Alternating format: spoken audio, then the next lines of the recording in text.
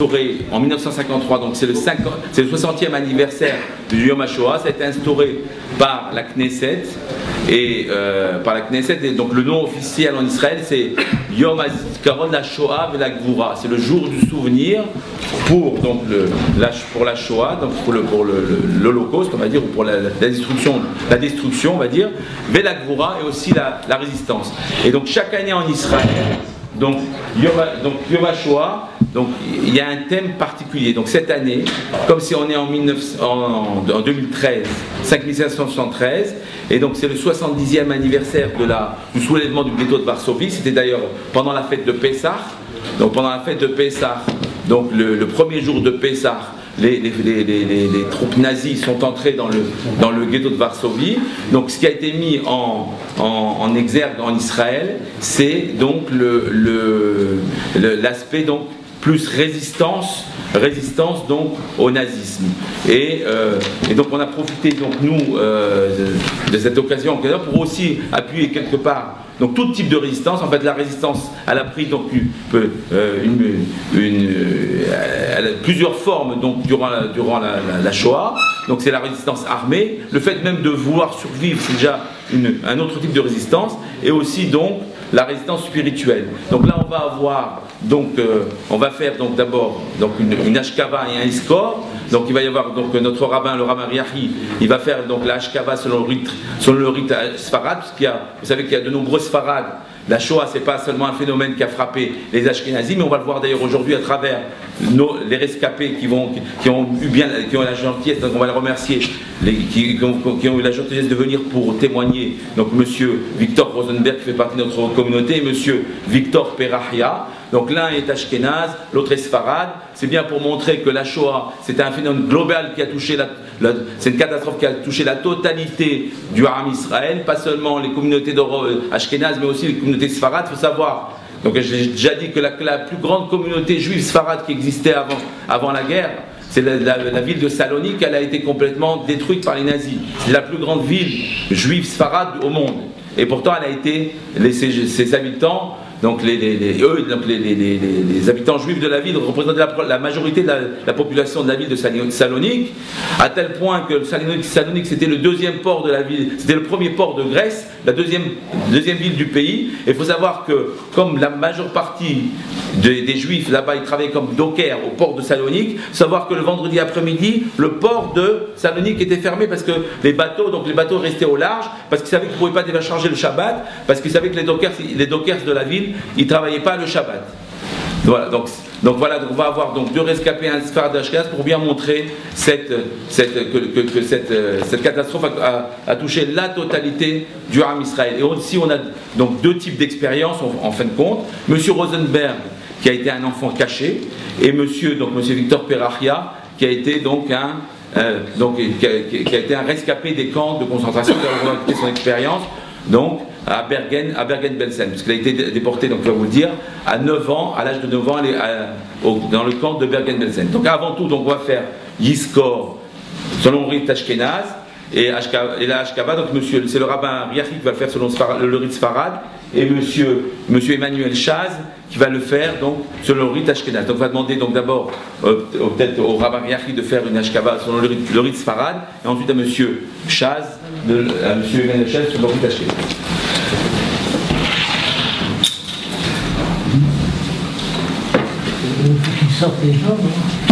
טוב שם שמן טוב ויום המוות יום גדול סוף דבר כשמה תלמיה ואת מזרותיו שמוקיד לאדם יעלזו חסידים בכבוד ירננו אשמותם העם לרחם על קברותיו הוא יחוס מחמוד על 6 מיליוני היהודים והנהרגים והנסחפים במחנה ריכוז הוא חדונת נחמד עליה התקטרת מעמד תעוד אליה מריש מריה ורב מלך מחם רחים ברחמיו רחם עליהם יחוס מחמול עליהם מלך מחם רחים ברחמיו יסתיהם בצאת כנפיו בסדרו לחזות בנום אדוני ובקר חלו וכס ימין יעמידם ומנחל עדניו ישכם יזכו החיים משפטם וישים כבוד מנחלתם אדוני הוא נחלתם ולהביא אליהם השלום ועל משכבם לשלום כרטיב יבוא שלום ינוחו על משכותם הולך לכוחו הם וכל בני ישראל השואבים מהם,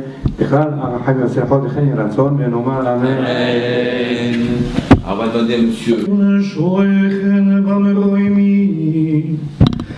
Hanseim nichon choino, al kanfei ashechino, b'mahalois kedoishim, itohoirin kezoyar, orokiyam, mazirim, es nishmois acheino, yachoyois heino, anoshim v'noshim, ילדים ויונקים שנהרגו ושנשחטו ושנחנקו ושנקברו חיים במחנויס השמודו באוישוויץ מיידנק טרייבלינקו כולם קדושים מטהרים באוויר שעונים מתפללים מצדוקו בהדס קורס נשמוסון לכן בעל רחמים יסתירם בסייסר כנפו לעולמים ויצרוי בצרי רחיים אס נשמוסון Adoinoi nacharosom, vegadei deim deim manichosom, veyanuchu shloim al mishkavaisom, venoimar omein. Dieu plein de miséricorde, toi qui résides dans les hauteurs, accorde un repos éternel sous les ailes de ta providence, à l'instar des saints et des purs qui brillent et étincellent comme la lumière du firmament, aux 6 millions d'âmes d'Israël, aux déportés et exterminés pendant la Shoah, hommes, femmes, enfants, tous saints et purs qui furent assassinés, brûlés dans les camps de la mort, et en particulier à Auschwitz, Bergen-Belsen, Dachau, Majdanek, Mauthausen, Sobibor, Theresienstadt, Treblinka et d'autres encore, par la prière exprimée par notre communauté pour l'élévation de leur âme, ô Père miséricordieux, recouvre-les de tes ailes à jamais, que leur âme soit protégée dans le faisceau de la vie éternelle, que l'éternel soit leur héritage, que le souvenir de leur opprobre ne s'efface jamais et que leur mérite se pose en permanence sur nous et sur tout Israël. Ô terre, ne recouvre pas leur sang, que leur cri reste vivant, qu'ils reposent en paix et qu'ils se relèvent à la fin des temps. Amen. Amen. L'espace entre le jour de mon arrestation et le jour de ma libération que je vais essayer de vous raconter. D'abord un petit rappel historique. Pour situer les événements, en 1933, en Allemagne, Adolf Hitler est élu démocratiquement chancelier d'Allemagne. Dès qu'il est élu, il écrit un livre qui s'appelle Mein Kampf, qui veut dire mon combat en allemand, et qui donne son programme de gouvernement. Et dans ce programme de gouvernement, il décide d'éliminer tous les juifs, car ils sont, d'après lui, responsables de tous les maux de l'humanité. Il a presque réussi, puisque 6 millions de juifs sont morts uniquement parce qu'ils étaient nés juifs. D'autre part, il a une politique expansionniste et il envahit l'Autriche, il envahit la Pologne, il envahit la Tchécoslovaquie, et à ce moment, la France alliée à l'Angleterre déclare la guerre à l'Allemagne, et malheureusement, la France, qui n'était pas préparée militairement, est vaincue et demande l'armistice. La France est occupée en Allemagne et un nouveau gouvernement est nommé en France sous la présidence du maréchal Pétain, un héros de la guerre G14, et ce gouvernement, au lieu d'être un gouvernement de résistance, a été un gouvernement de collaboration. C'est-à-dire que non seulement il a gouverné la France selon ses idées, mais encore il a été au-delà, puisqu'il a fait plaisir à tout ce que lui ont demandé les Allemands, et notamment, dès 1941, il a édicté des lois contre les Juifs, qu'on a appelées les lois de Vichy. Et dans ces lois de Vichy, elles étaient très contraignantes pour les Juifs. Quelles étaient ces lois? En gros, et les plus importantes étaient que tous les Juifs, par exemple, devaient aller se déclarer à la préfecture en tant que Juifs, et on leur mettait sur leur carte d'identité un tampon juif, ce qui fait que lorsqu'on demandait les papiers dans les rafles et qu'il y avait ce tampon sur la carte d'identité, on était arrêté immédiatement. Autre mesure, tous les Juifs qui avaient des professions libérales étaient interdits de travailler. De même, les commerçants avaient un administrateur qui s'occupait de leurs affaires. Et puis la fonction publique leur était interdite. Autrement dit, beaucoup de contraintes. Et puis il y a eu une troisième mesure qui m'a, bien qu'étant enfant à l'époque, puisque je n'avais que 9 ans encore une fois, qui m'a directement, parce que pour les autres je ne comprenais pas beaucoup, mais une autre mesure était que tous les Juifs devaient porter sur leurs vêtements une étoile qui devait être apposée sur tous leurs vêtements, jaune, avec au milieu écrit « Juif ». Alors c'est un tout petit bout de tissu, mais ça n'a l'air de rien. Mais si vous saviez comme c'est dur à porter, parce que quand vous avez ça sur vous et que vous êtes dans la rue, tout le monde vous regarde, tout le monde parle de vous, tout le monde vous montre du doigt, certains avec une certaine compréhension et qui nous plaignaient, mais d'autres au contraire nous insultaient. Et moi je vous rappelle que j'étais enfant, donc j'allais à l'école. Et à l'école, à la récréation, eh bien les enfants étaient vraiment très cruels, ils se groupaient autour de moi pour me montrer du doigt et pour me traiter de salioupin. Donc, gouvernement difficile, et bientôt, en 1942, aura lieu ce qu'on a appelé la rafle du Veldiv. La rafle du Veldiv a eu lieu le 7 juillet 1942, et je vous rappelle qu'elle a été faite par la police française. Mais on croit que la rafle, cette rafle qu'on a appelée rafle du Veldiv, était une rafle uniquement parisienne. En réalité, c'était une rafle nationale. J'habitais avec mes parents dans une ville en Bretagne qui s'appelle Saint-Nazaire, c'est à côté de Nantes. Et la veille de cette rafle du Veldiv, le 15 juillet 1942, donc, nous étions, ma mère et moi, chez nous. Mon père n'était pas rentré, il nous avait prévenu qu'il rentrait un peu plus tard. Donc nous étions à table. Et on habitait dans une rue assez calme, et tout d'un coup, on a un camion qui rentre sans doute dans la rue, s'arrête devant notre porte, et de ce camion descendent 6 soldats allemands, dont un avec une petite mitraillette, qui rentrent dans notre immeuble, montent au premier étage là où on habitait, et frappent violemment à notre porte. On avait peur, mais on ouvre, et dès qu'on a ouvert, ils sont rentrés en force dans notre appartement. Et l'officier qui parlait français a demandé à ma mère « Où est monsieur Perraria ?» Alors ma mère, qui pensait bien que si on lui demandait où était son mari, c'était pas parce qu'on lui voulait du bien, a commencé par dire « Je ne sais pas où il est ». Alors l'officier allemand ne s'est pas démonté, il a dit à ma mère « Écoutez, je vous donne un quart d'heure, vous allez aller chercher votre mari. Si dans un quart d'heure vous n'êtes pas revenu, l'enfant, c'était moi, l'enfant que nous gardons, nous repartirons avec lui, et quand vous reviendrez, vous ne le verrez plus, et vous ne le reverrez plus jamais. » Donc ma mère était affolée, elle savait pertinemment où était mon père, il n'était pas très loin. Elle a été le chercher, et ils sont revenus moins d'un quart d'heure après. Alors mon père, lui, ne se démontait pas, il a regardé l'officier allemand dans les yeux, il lui a dit « Que se passe-t-il » Alors vous savez, les Allemands, quand il y avait des événements difficiles qui se préparaient, avaient pour habitude de minimiser les faits de manière à ce qu'il n'y ait pas de résistance.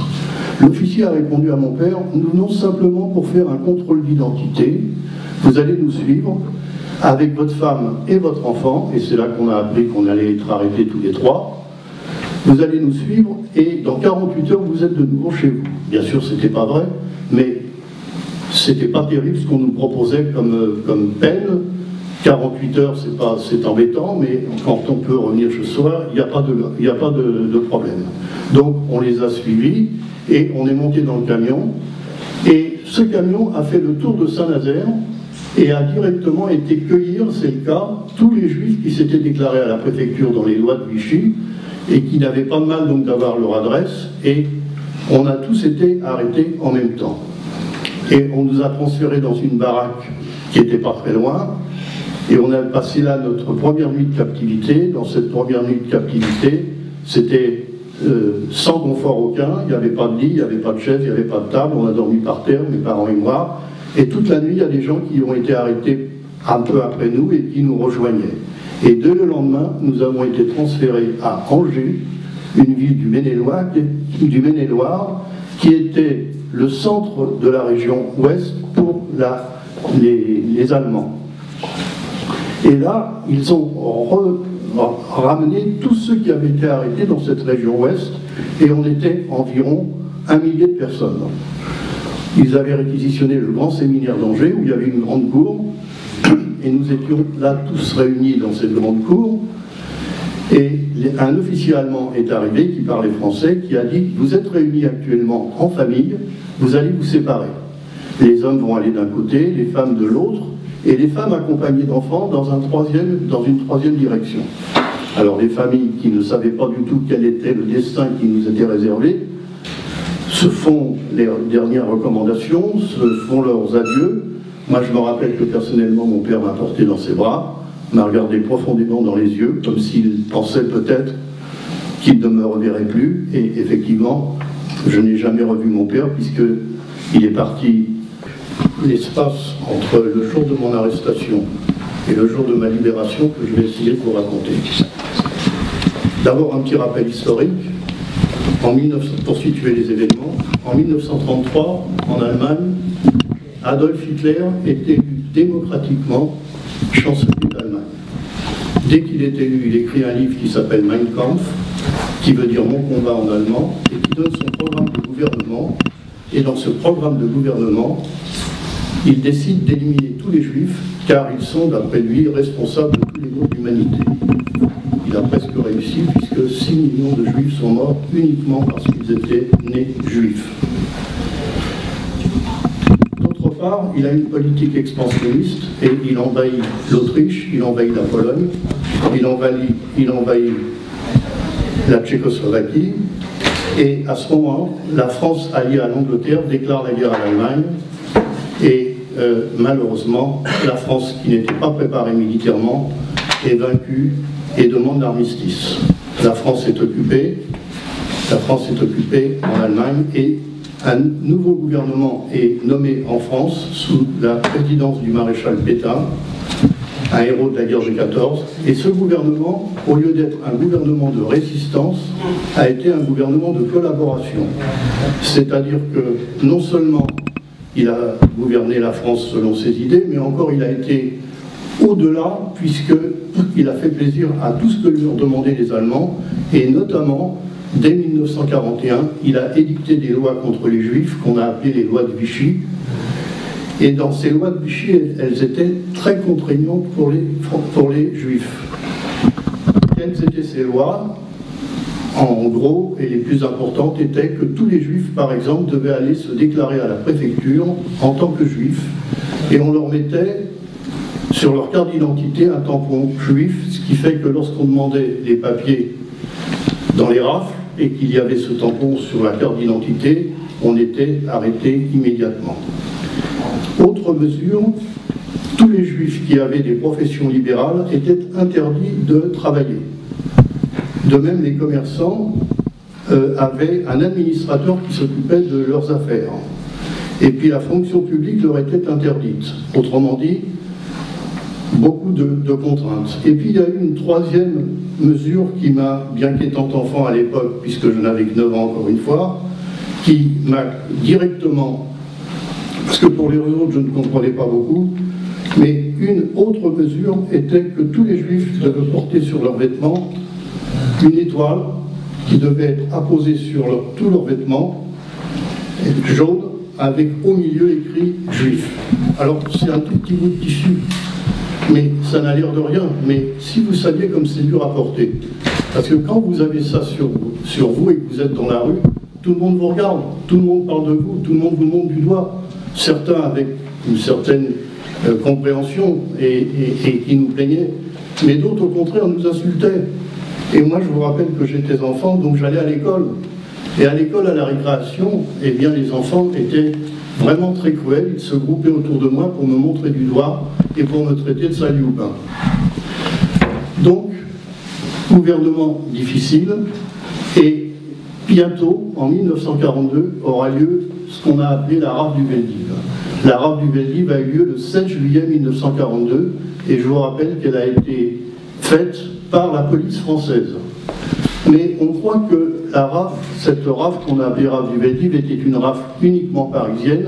En réalité, c'était une rafle nationale. J'habitais avec mes parents dans une ville en Bretagne qui s'appelle Saint-Nazaire, c'est à côté de Nantes.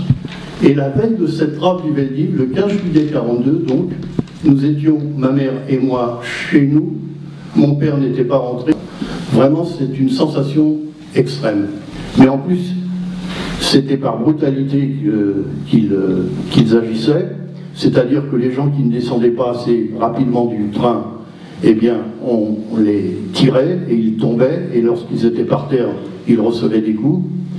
Et lorsque tout le monde était descendu, on demandait aux gens de se ranger en file de 5 et d'avancer. Les hommes d'un côté, les femmes de l'autre. Et les colonnes avançaient, et à un certain moment, quand ils arrivaient devant 3 ou 4 officiers allemands, qui les regardaient avec attention et qui leur faisaient un signe, soit à droite, soit à gauche. Et vous allez voir que ce signe a une importance essentielle, car pour les uns c'était une condamnation à mort immédiate, et pour les autres c'était une condamnation à mort aussi, malheureusement, mais après des souffrances qui pouvaient durer 2, 3, 4 mois d'un régime barbare. Alors, qu'est-ce qui se passait pour les gens qui étaient à droite? C'était les gens qui étaient destinés à travailler dans le camp, c'est-à-dire les jeunes gens, c'est-à-dire les gens qui avaient l'aspect d'être assez forts pour pouvoir faire un travail difficile. Et ces gens-là rentraient dans le camp, on leur demandait de se déshabiller, on leur rasait la tête, on leur tatouait un numéro de matricule, car à partir de ce moment-là, ils n'étaient plus vraiment des êtres humains, ils étaient des numéros. Et le but des Allemands, en mettant des numéros comme ça et en infligeant des souffrances aux gens, c'était de déshumaniser les gens. Et ils y sont arrivés. Ils y sont arrivés car, après quelques mois dans des camps de concentration, on n'avait plus aucun sens moral, on n'avait plus aucune idée de solidarité, d'entraide, ou de quoi que ce soit. Au contraire, on était dans un état déplorable. Seulement l'instinct de conservation nous animait. Donc ces gens qui étaient tatoués, on leur donnait aussi un costume de bagnard, rayé bleu et blanc, et ils rentraient dans le camp, et dès le lendemain, ils allaient dans des commandos pour faire des travaux difficiles. Et les autres gens, ceux qui étaient dans la file de gauche, ces gens-là, eh bien c'était quand il y avait des enfants, tous les enfants, les mères qui ne voulaient pas se séparer de leurs enfants, les vieillards, les gens malades, les gens qui étaient malingres et qu'on jugeait inaptes au travail, eh bien ces gens-là, on leur disait, vous allez aller prendre une douche. Vous avez voyagé pendant 3 jours et 3 nuits sans aucune hygiène, vous allez aller prendre une douche. Qui refuserait cette éventualité? Au contraire, ça convenait parfaitement à tout le monde. Et à ces gens-là, on les emmenait dans une baraque où ils devaient se déshabiller, et lorsqu'ils étaient déshabillés, il y avait au fond de la baraque une grande porte qui s'ouvrait, et on enfournait les gens dans une pièce où il y avait effectivement au plafond des pommeaux de douche. Et lorsque tout le monde était rentré dans cette salle, qui était en réalité une chambre à gaz, eh bien on refermait la porte hermétiquement. Et les gens attendaient que l'eau n'arrive. Mais au plafond, il y avait aussi des ouvertures. Et sur le toit, il y avait des soldats allemands qui envoyaient du toit un gaz qui s'appelle le Zyklon B.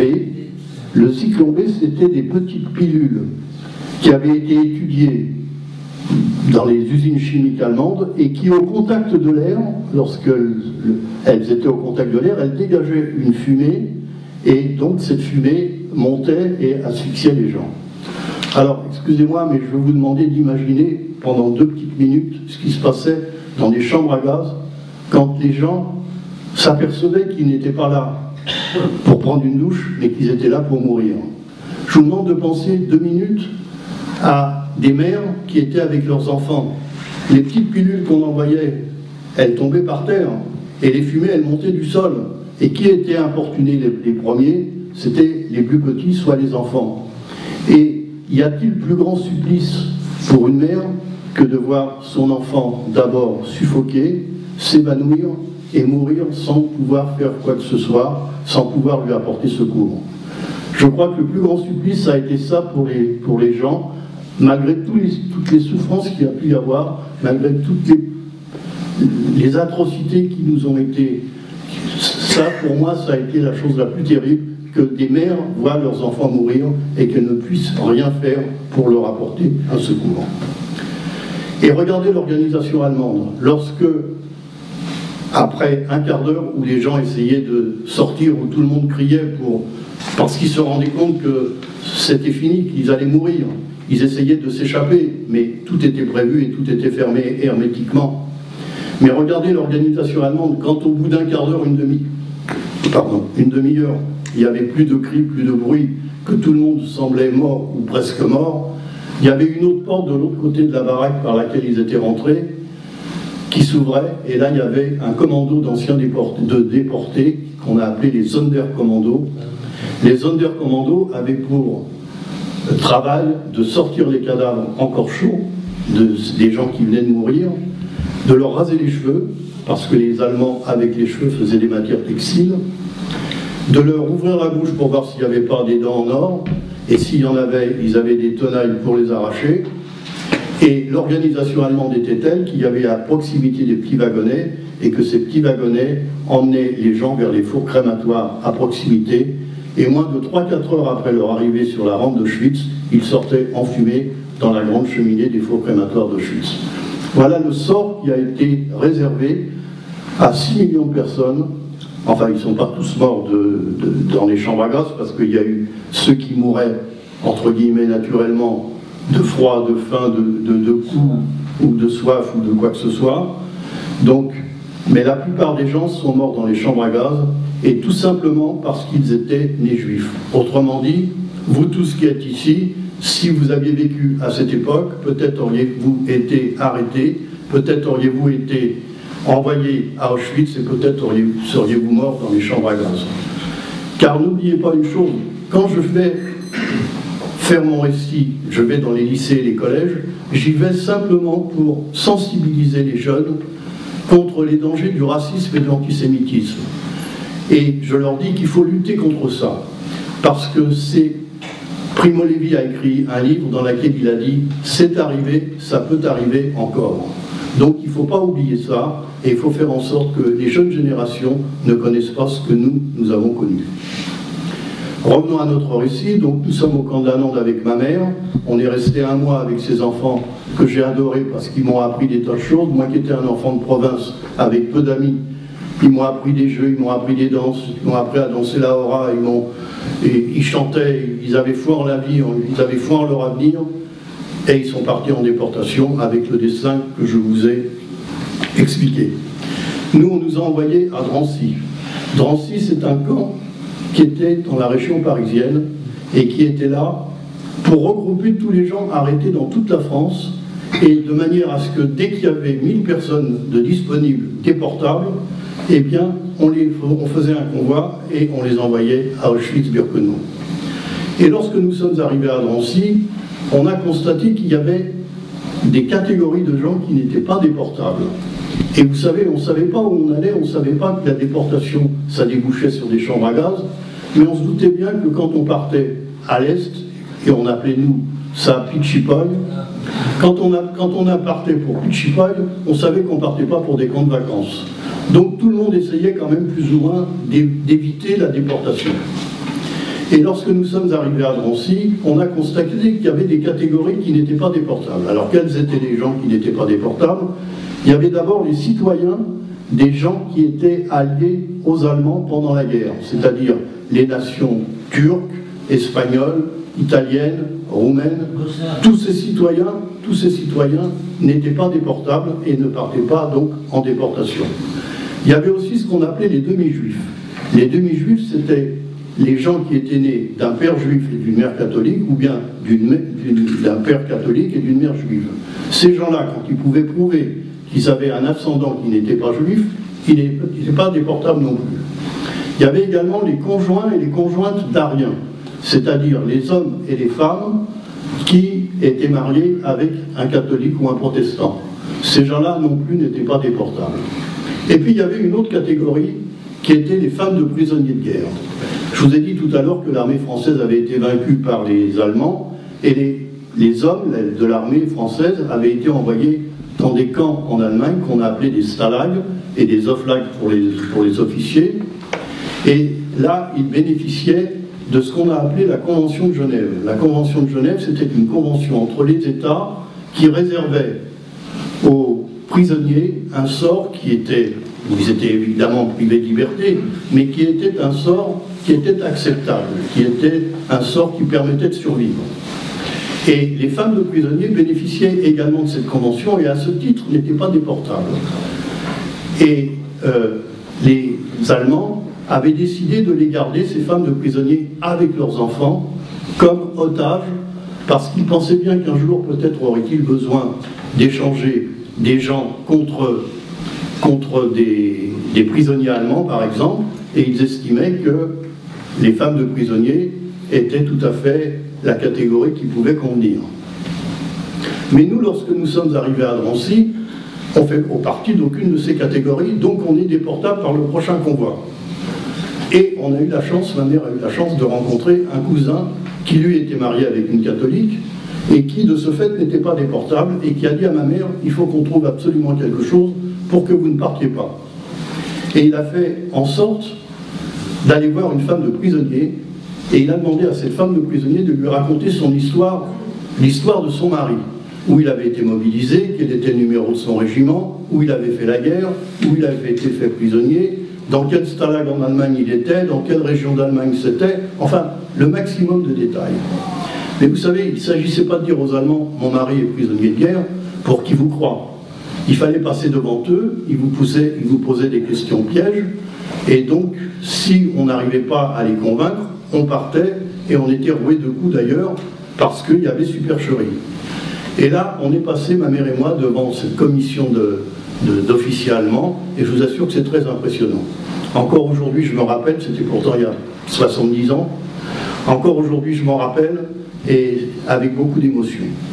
Et donc, ils ont posé des questions à ma mère, et ma mère, comme toute sa vie, elle a été formidable, bien qu'elle ait eu très peur, elle a répondu avec assurance, enfin, elle a réussi à convaincre, et à l'époque, vous savez, il n'y avait pas Internet pour pouvoir vérifier ce genre de choses, donc ils ont posé des questions, ils ont répondu, et ma mère a répondu d'une manière convaincante, et grâce à ça, on a été retiré du prochain convoi qui partait. Et vous savez, quand on est passé devant ces gens, si on n'avait pas réussi à convaincre les Allemands, eh bien, on aurait été déportés. C'était notre vie qu'on jouait. Et quand on arrivait, comme j'étais un enfant, c'était la chambre à gaz assurée. Donc, vraiment, ça a été la chance. Et vous savez, tous les déportés qui sont revenus, il n'y en a pas beaucoup. Il y en a 2,5% de déportés, de ceux qui sont partis, il n'y en a que 2,5% qui sont revenus. Nous sommes parmi ceux-là. Mais tous ceux qui sont revenus, ils sont revenus parce qu'à un certain moment de leur captivité, eh bien, ils sont partis, ils ont eu de la chance.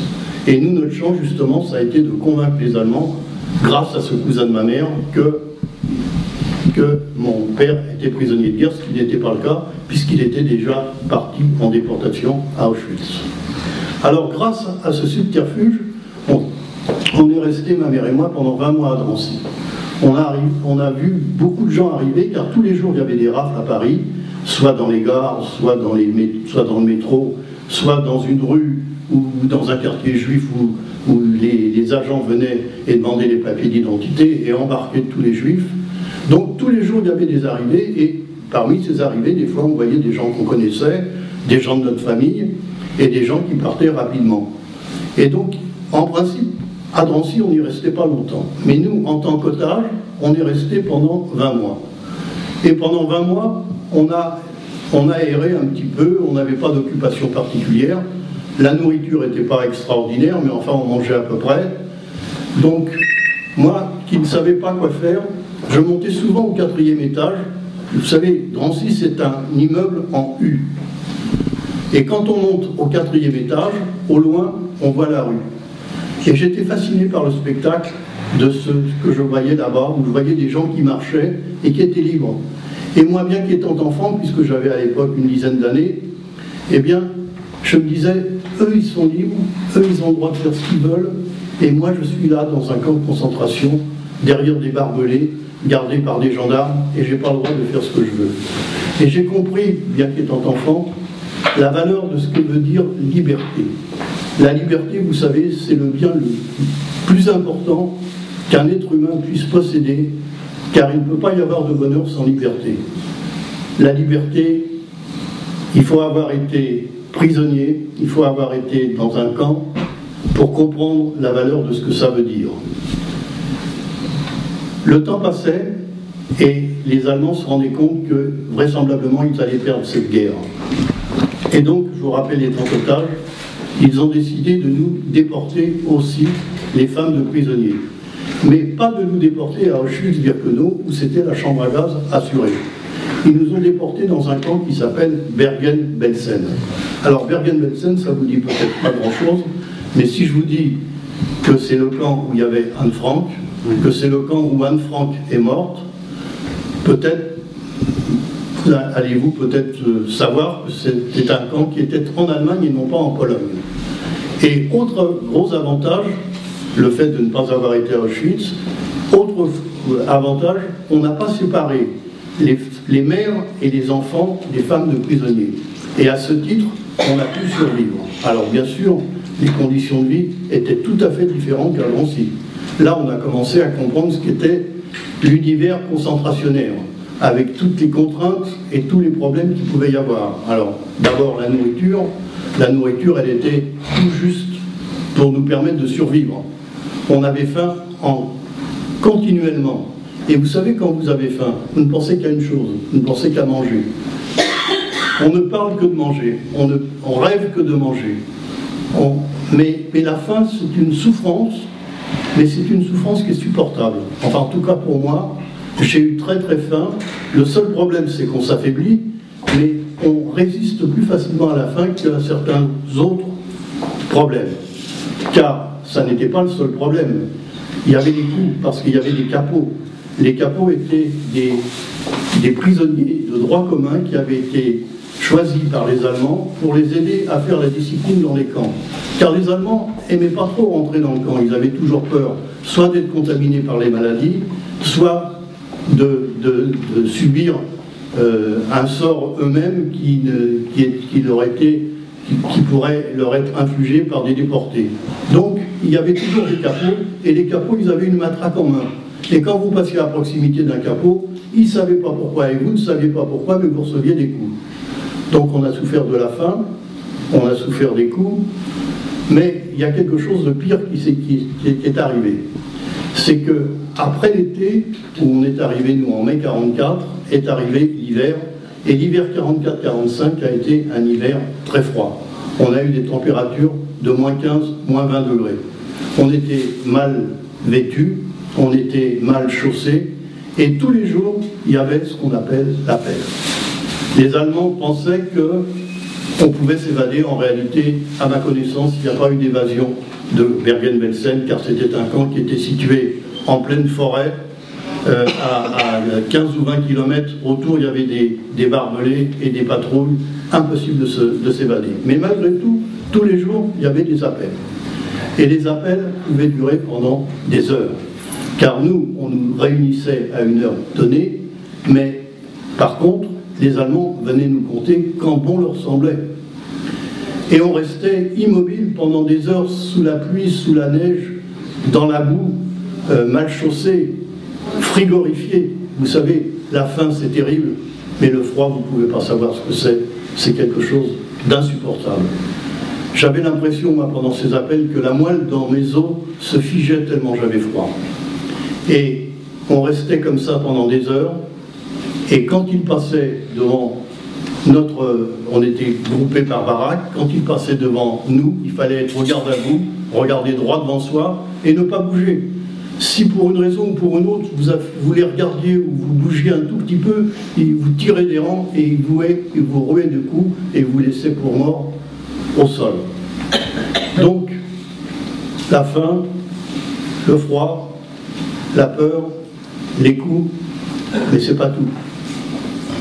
Je vous ai dit qu'il y avait des températures de moins 15, moins 20 degrés. Et quand il fait moins 15 et moins 20 degrés, ben d'abord l'eau dans les tuyaux, elle est figée. Et d'autre part, il faut être très courageux pour se déshabiller quand il fait cette température-là pour se laver. Donc, quasiment, on ne se lavait plus parce qu'il n'y avait pas d'hygiène du tout. Mais vous savez, quand on ne se lave pas, il arrive quelque chose de terrible, il arrive l'époux. Pas l'époux des cheveux, non, l'époux de corps, la vermine. La vermine qui vous ronge et qui apporte une maladie terrible qui est le typhus. Alors il y a eu à Bergen-Belsen une épidémie, on était couverts de poux. On pouvait les tuer, on s'épouillait toute la journée, mais il y en avait toujours de plus en plus. Et les gens tombaient comme des mouches, parce que bien sûr, il n'y avait pas de médicaments, il n'y avait pas de service sanitaire, les corps étaient faibles, on ne résistait pas, et il y a eu une hécatombe. Et les gens mouraient sur place. Et à Bergen-Belsen, il y avait un four crématoire, mais qui n'était pas suffisant pour absorber tous ces cadavres. Et tous ces cadavres restaient là où ils étaient tombés. Et en décomposition, s'ajoutait l'odeur. C'était démoralisant. Je vous ai dit tout à l'heure qu'on était déshumanisés, mais de voir ce spectacle, je vous rappelle quand même que j'étais un enfant. C'est pas un spectacle qui est recommandé pour avoir une santé morale exceptionnelle. Donc, on vivait vraiment dans des conditions extrêmes et on était complètement déshumanisés. Encore une fois, seul l'instinct de conservation nous animait. Et pour vous dire, excusez-moi, je vais vous dire quelque chose, mais la Shoah, ça a existé, ça a été terrible. Et tout ce que je peux vous dire aujourd'hui, c'est bien en dessous de la vérité, parce qu'on ne peut pas raconter l'inracontable.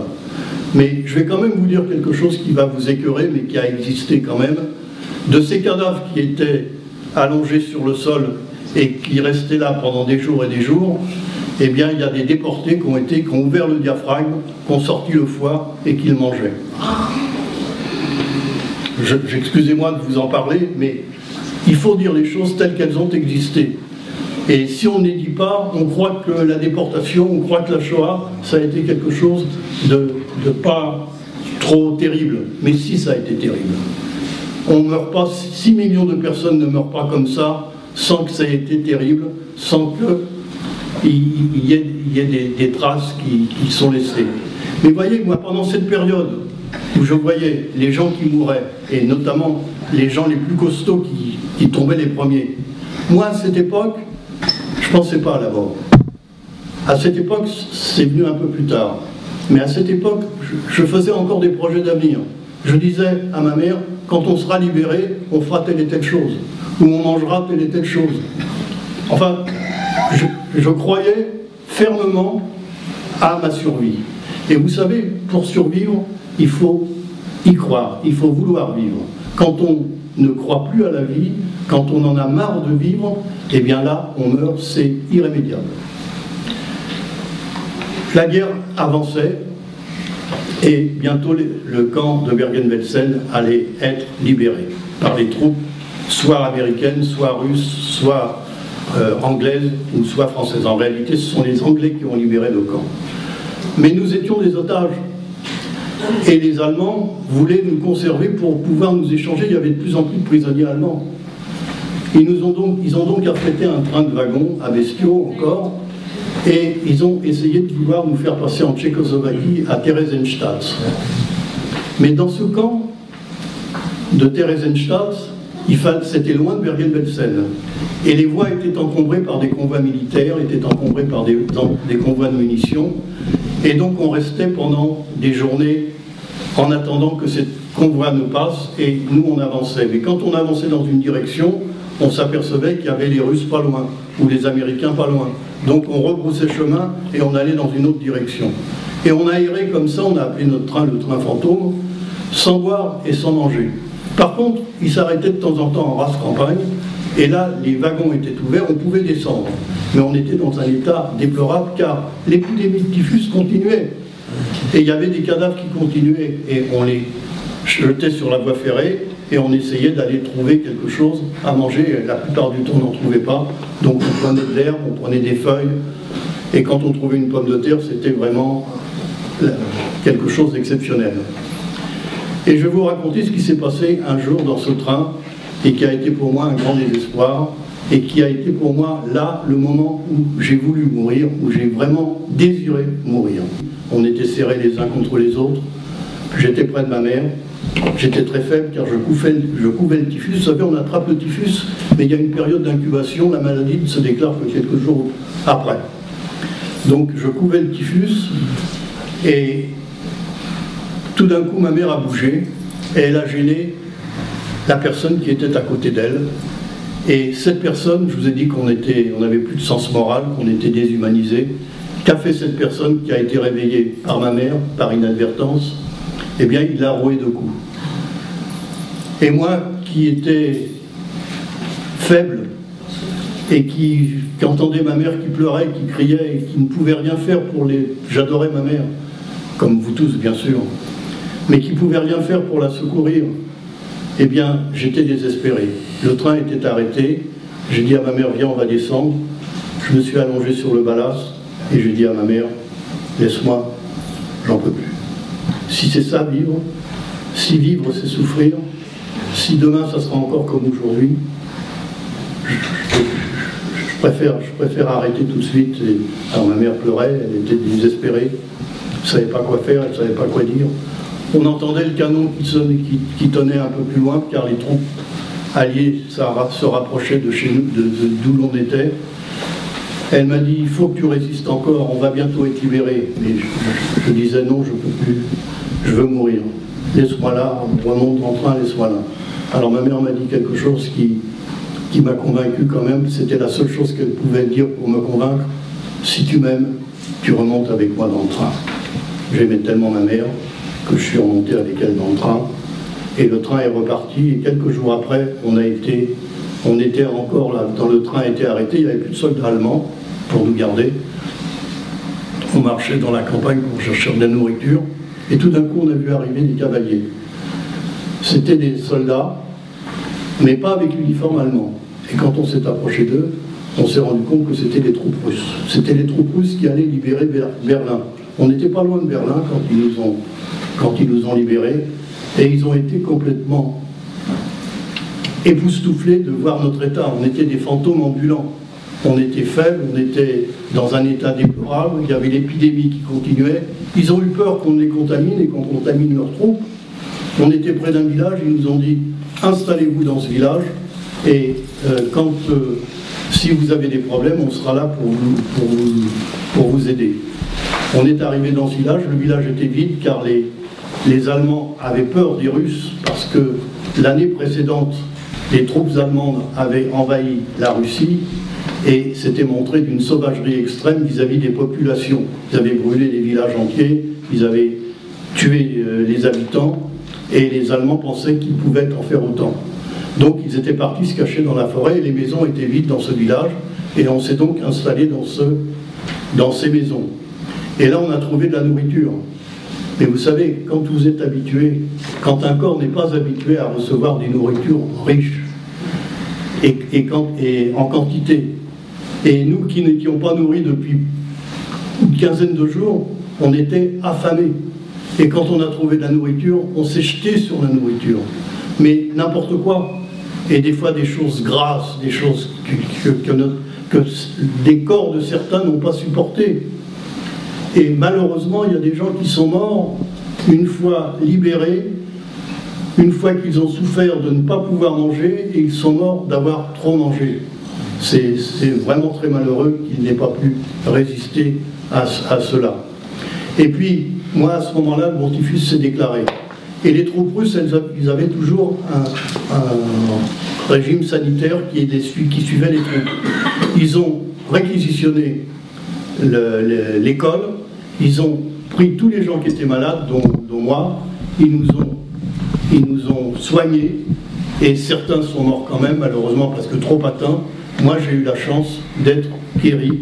Et donc, le 29 juin 1945, c'est-à-dire 3 ans après mon arrestation, je suis rentré à Paris. Et quand on rentrait à Paris, les Français avaient réquisitionné l'hôtel Lutetia à Paris pour accueillir les déportés, et ils leur faisaient passer une visite médicale. Parce que eux aussi craignaient qu'on contamine les populations. Donc, à moi, ils m'ont pas passé une visite médicale et ils se sont aperçus que 3 ans de captivité, 3 ans de privation ont fait en sorte que je suis revenu tuberculeux. Alors, vous savez, la tuberculose, maintenant, c'est une maladie qui a été éradiquée, qu'on soigne facilement, mais à l'époque, il n'y avait pas la pénicilline. Donc, après 3 ans de captivité, il a fallu qu'on m'envoie pendant 2 ans en sanatorium pour essayer de me faire une santé. Mais de toute façon, la réinsertion a été longue et difficile, parce qu'on est arrivé désemparé. On avait perdu tous nos repères, on avait perdu toutes nos habitudes, puis on n'avait plus rien. Et puis en plus, on était marqué par tout ce qu'on avait enduré. Vous savez, maintenant, quand il y a un détournement d'avion, maintenant, quand il y a un attentat, et que les gens ont assisté à cet attentat ou à ces détournements d'avion, qu'est-ce qu'on fait? On envoie les psychologues pour les aider à résister. Nous, à l'hôtel Lutetia, on nous a donné un pantalon, une veste, une chemise, une paire de chaussures, et 100 francs de l'époque, et on nous a lancés dans la nature, en essayant de nous réinsérer dans la société. Mais les gens dans la société, ils n'avaient pas envie d'entendre des souffrances. Eux-mêmes avaient pendant 3 ans été occupés par les troupes allemandes. Eh bien, et puis nous, on ne savait pas raconter. Vous savez que pendant 40 ans, j'ai pas pu parler. J'ai pas pu parler de ma déportation. J'avais enfoui parce que je voulais oublier, parce que je voulais essayer de redevenir comme les autres. Malheureusement, ça a été très long et difficile, d'autant plus, et je ne vous le raconte pas parce que ça serait trop long, que pendant 5 ans, je n'ai pas été à l'école, et que quand je suis rentré, j'étais dans l'état d'un enfant de 9 ans, et que j'avais aucune connaissance. Et on n'allait pas me remettre à l'école communale avec les petits. J'avais quand même 15 ans quand je suis revenu du sanatorium. Donc ça a été long, ça a été difficile. Et puis notre maison à Saint-Nazaire avait été bombardée, on n'avait plus de maison. Et puis mon père était mort en déportation, plus de père. Donc ça a été vraiment très très difficile. Alors avant d'en terminer, j'ai un petit texte qui résume un petit peu ce que je vous ai dit, que je vais vous lire. J'en ai encore pour 2 minutes. Excusez-moi d'être si long, mais j'avais besoin de vous raconter tout ça. Vous avez fait tomber de... Ah pardon. C'est précieux, ça. Ah bah, je comprends. Oui, il a fait tomber, il me semble. Merci. J'en avais une, je ne sais pas où elle est. Non, ça y est, ça y est. Le texte. Je me souviens de ce néant que fut le temps passé là-bas, de cet univers qui engloutissait les êtres et les âmes, du froid, de la faim, de la peur, des cris, des coups, où tout était irréel. Les valeurs morales, notre éducation, notre passé, tout s'était évanoui. Restait le camp Bergen-Belsen et la société concentrationnaire avec ses lois, ses règles, son langage, ses chefs et bien sûr sa terreur. S'intégrer, s'adapter ou disparaître. J'étais jeune, je me suis adapté, certes dans la souffrance. Mais il y avait le rêve. Par le rêve, nous sortions de l'enfer. Le rêve, cette liberté, la seule que nous avions, nous laissait pressentir les beautés de la vie. Et nous nous y sommes accrochés à ces seules branches qui nous maintenaient hors de l'horreur quotidienne. Par la magie du rêve, pendant ces courts instants, nous nous évadions. Quelle sera belle la vie quand nous rentrerons. Nous mangerons à notre faim, nous n'aurons plus froid, nous réapprendrons à rire, à chanter, le soleil brillera, le pouvoir du rêve. Ce pouvoir nous a permis de percevoir le monde sous une autre dimension, l'espérance d'une fraternité universelle qui ne tiendrait plus compte des différences de race, de religion ou de n'importe quelle autre particularité. Nous pensions que nous ne reviendrions pas. Nous avions perdu là-bas l'habitude d'espérer. La mince frange qui séparait la vie de la mort était tellement ténue que la mort, on ne savait pas quand elle arriverait. Logiquement, elle devait arriver. Ce qui ne nous a pas empêchés de lutter pour notre survie. Notre but, tenir jusqu'au soir. Et le soir, essayer de tenir jusqu'au lendemain. Nous avions perdu notre identité, perdu nos repères. Nous n'étions plus des êtres humains. André Malraux, en visite au camp d'Auschwitz, a écrit « Pour la première fois dans l'histoire du monde, des hommes ont donné des leçons à l'enfer. » Fin avril 1945 a vu la fin de mon voyage dans l'au-delà, la libération. Mais paradoxalement, pour la majorité d'entre nous, le retour a été un calvaire. Quelques-uns, très peu, ont retrouvé la chaleur d'un foyer, une famille au complet. Pour eux, le retour fut relativement facile. Mais pour la plupart qui, comme moi, n'ont rien retrouvé, ce fut une époque noire. La réinsertion longue, difficile, douloureuse. Nous sommes revenus désemparés, très malades. La tuberculose, des séquelles de typhus, de dysenterie, de diphtérie nous ravageaient. En rentrant, nous pensions renouer avec le passé, retrouver une identité profondément altérée par 3 ans de camp. Mais personne ne nous attendait. Nous avons été confrontés à une société incrédule, inapte à nous comprendre. Personne n'était prêt à écouter l'indicible, l'inracontable, l'inimaginable. Alors, pendant des décennies, nous n'avons pu parler. Il fallait que l'on oublie, car nous étions enfin libres. Nous n'avions plus à avoir peur, nous n'avions plus faim ni froid. L'ombre de la mort s'estompait. Nous avons redécouvert avec une sensibilité, une acuité décuplée, la beauté du jour, du soleil, le parfum des fleurs, le chant des oiseaux. Nous en rêvions là-bas, mais nous avions oublié que cela pouvait exister. Mais peu à peu, la vie a repris le rythme interrompu par l'indicible. Plus de 65 ans se sont écoulés. J'ai eu des enfants, des petits-enfants, qui sont ma joie de vivre et qui sont notre revanche à nous, les survivants. Ils ne nous ont pas tous exterminés. Notre descendance en témoigne. Plus nous taire, plus même nous refusons que la Shoah soit oubliée. Le souvenir de l'immense tragédie qui nous frappa ne nous a jamais quittés. Nous ne voulons ni banaliser la Shoah, encore moins banaliser le mal. Nous ne voulons plus de nouveaux camps, pour nous et surtout pour vous.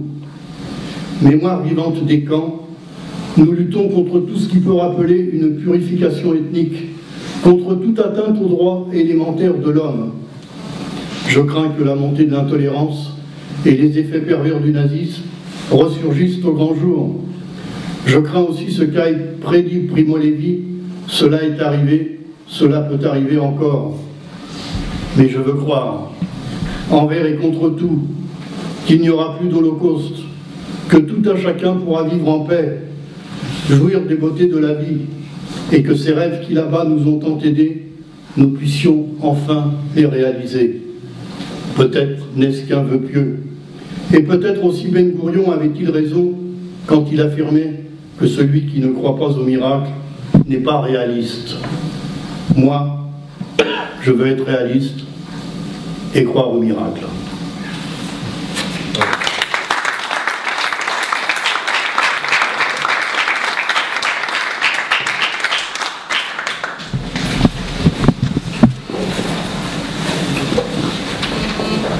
On remercie M. Benarkia pour ce témoignage précieux et émouvant. On va laisser la parole à M. Victor Rosenberg, qui va nous exposer son témoignage.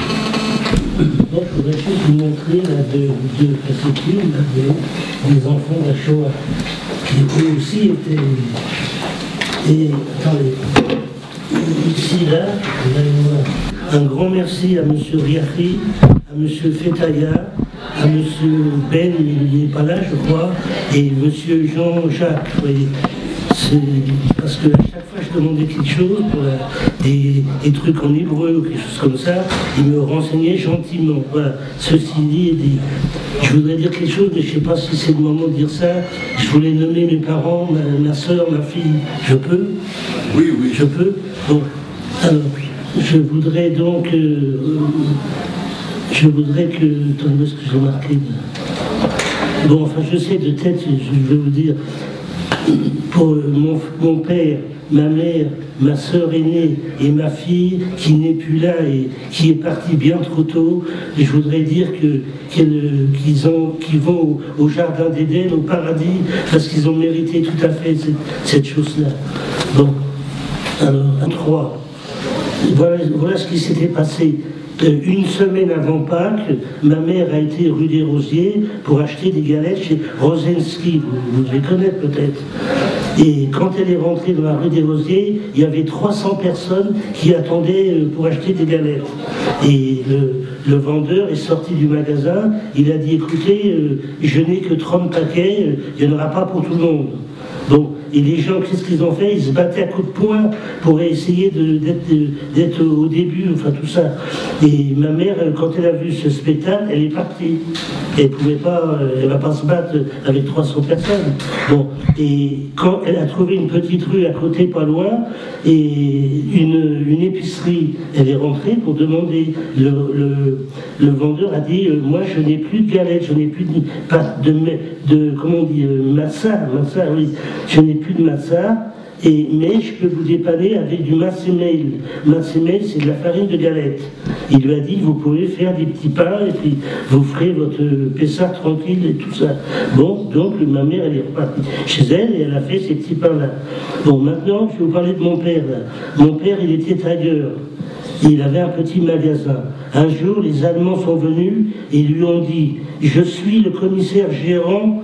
Au nom de l'armée allemande, je prends tout ce que vous avez dans le magasin, c'est plus à vous, vous n'êtes plus chez vous. Ils ont pris les tissus, les affaires, les machines à coudre et tout. Ça, c'est la spoliation, ça, vous voyez. C'est du vol, là, ce qu'ils ont fait. D'ailleurs, au métro République, il y a une affiche, je ne sais pas si vous l'avez vue, ça a marqué « Les Juifs et la spoliation ». Peut-être vous avez vu, je ne sais pas, peut-être. Bon, attendez. Ensuite, monsieur, là, il parlait de la Shoah, là. Il n'y a pas une Shoah, monsieur, il y a 3 Shoah. Il n'y a pas un camp à Auschwitz, il y a 3 camps d'Auschwitz. Je vais vous les dire tout à l'heure. Mon père était juif polonais et s'est engagé volontaire dans l'armée française. Il est revenu malade, mauvais traitement, et il est décédé jeune. Mais avant de partir, il a pris soin de sa famille. Bien. Et après, comme il était malade et tout, il a été opéré et il était en convalescence. Vous voyez, dans un dortoir de 50 lits. C'est pas comme maintenant, la chambre, il y a un lit, 2 lits, c'est tout. 50 lits. Écoutez bien ce qui s'est passé. L'infirmière, qui était anti-juive, antisémite et tout, à chaque fois qu'elle venait voir mon père, elle ne pouvait pas le voir d'ailleurs. Elle dit, comment va le juif? Il a bien dormi le juif, un pain pour le juif, de l'eau pour le juif. Mon père, il en a eu marre. Qu'est-ce qu'il a fait? Il s'est habillé dans la nuit et il est sorti de l'hôpital. Et le lendemain matin, mais c'est vraiment le hasard, hein, l'aviation anglaise est venue et ils ont bombardé tout le secteur parce qu'il y avait une usine qui faisait des pièces détachées pour l'armée allemande. Vous voyez, et donc ils ont tout rasé. L'usine, l'hôpital, tout. Ils sont tous morts dans l'hôpital. Tous sauf un, mon père. C'est vraiment le hasard, enfin bref. C'est la providence, ouais, c'est nous qui cherchons. Bon, maintenant à manger, vous voyez, dans cette époque-là, il y a 70 ans, on n'avait pas à manger. Donc, quand on trouvait des topinambours ou des rutabagas, c'est ce qu'on donne aux cochons, ça, vous savez. Et ben, on mangeait de l'herbe, ce qu'on avait. Et puis, comme moi j'étais J3, j'avais droit à un morceau de viande. Et qu'est-ce que c'était la viande? C'était du cheval. Et croyez-moi, c'était bon, hein, parce qu'on n'avait rien d'autre à manger. Donc, 1942, c'est l'histoire d'un petit garçon de 4 ans qui était malade en 1942. Le docteur a dit qu'il fallait l'emmener à l'hôpital. Il a dit Rothschild, c'est bien comme hôpital. Bon, le lendemain matin, le père a téléphoné pour avoir des nouvelles. L'infirmière, elle lui a dit, le petit, il n'est plus là, il est parti. Non, ça paraît étonnant qu'on lui dise ça. Il n'a pas cru, et il est venu prendre l'enfant, il l'a emmené chez lui. Pourquoi l'infirmière, elle a dit ça? Parce que c'était une femme de l'assistant, comment on dit, contre les Allemands, quoi, c'est pas vrai. Et tous les jours, la Gestapo téléphonait pour savoir s'il y avait des enfants juifs, et comment ils étaient, combien ils habitaient, quel âge ils avaient, etc. etc. Ça, c'est la 2e ou 3e providence. Donc, savez-vous ce qui est devenu ce petit garçon de 4 ans? Là, je vous pose la question, qu'est-ce qu'il est devenu? C'est vous. Hein? Voilà, il est devant vous, le petit garçon de 4 ans. Et ça, c'est vrai, hein? C'est une histoire vraie, ça. Hein? Bon, attendez. Bon, le lendemain, monsieur a dit 16 juillet, mais moi je crois que c'est plutôt 17 juillet 1942, c'était la rafle du Veldiv. 13 500 juifs dans Paris et autour ont été raflés, et 76 000 juifs dans les grandes villes de province. Et par qui ils étaient raflés? Par la police française, la police de Vichy, la police de Pétain. À 4 h du matin, ils ont tambouriné dans les portes des gens pour leur dire « Venez, faut venir, faut venir ». Aucun Allemand n'était présent dans cette rafle. Il n'y avait que la police française et la gendarmerie française. Et alors, les policiers, ils avaient une liste des gens, avec le nom, les adresses, la rue et tout et tout. Et qui a fait cette liste-là? C'est les Juifs eux-mêmes. Parce qu'il y a eu un décret qui est passé, que justement en 41, je ne savais pas que c'était en 41, que les Juifs devaient s'inscrire, vous voyez, à la sous-préfecture. Donc ils se sont inscrits, ils ont dit bon, la France, c'est un pays des droits de l'homme et tout ça, ils ont été se faire arrêter. Mais il y a des gens qui n'ont pas cru. Ceux qui n'ont pas cru, ils n'ont pas été arrêtés. Ceux qui ont cru, ils ont été arrêtés. Oui, c'est un des traits pour que les Juifs soient recensés. Voilà, c'est le mot que je cherchais, à la sous-préfecture. Savez-vous qui commandait la police française? René Bousquet. Vous savez, vous avez entendu parler? C'est un grand ami d'un président de la République des années 80. Je ne veux pas nommer, c'est pas la peine, il n'est plus là. Mais... Et ce que je peux ajouter aussi, c'est qu'il y a un écrivain juif américain qui s'appelle Elie Wiesel, qui était ami avec ce président de la République. Et quand il a su que Bousquet il allait là-bas, il n'a plus jamais remis les pieds. C'était fini, c'est pas... Bon, les années 80, nous avons vécu l'enfer, vous voyez. Maintenant, j'ai marqué un mot, Laval. Vous connaissez Laval? C'était comme un Premier ministre, c'était comme un président du Conseil. Et qu'est-ce qu'il a dit? Lui, les Allemands, ils sont venus le voir, ils ont dit on a besoin des hommes de 18 à 45 ans pour travailler en Allemagne, pour faire l'armement, enfin tout ça. Et qu'est-ce qu'il a fait Laval? Il a dit, les Juifs, d'accord, mais prenez les femmes et les enfants. C'est lui qui a fait ça. Hein. C'est pour ça qu'il y a eu 6 millions de Juifs déportés. Là. Donc 6 millions de Juifs.